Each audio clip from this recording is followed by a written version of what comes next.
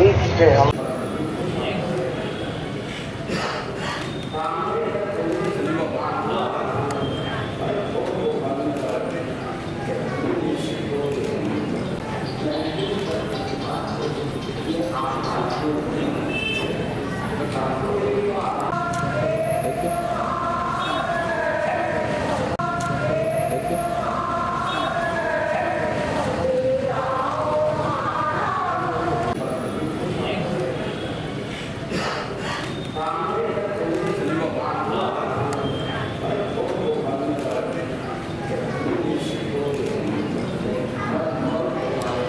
त्यांना महाविकास आघाडीमध्ये कुठलाही ताळमेळ राहिलेला नाही।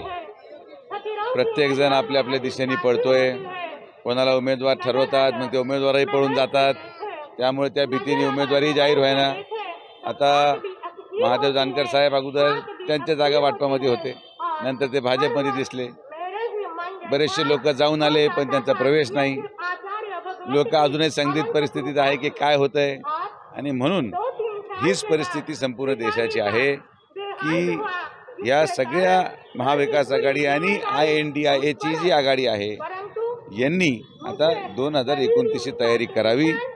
जनतेची जनता ही आदरणीय प्रधानमंत्री नरेंद्र मोदींच्या पाठीमागे उभी आहे आणि 400 पार हा नारा यशस्वी होणार, या बाबतीत कुठलीही संदिग्धता राहिलेली नाही।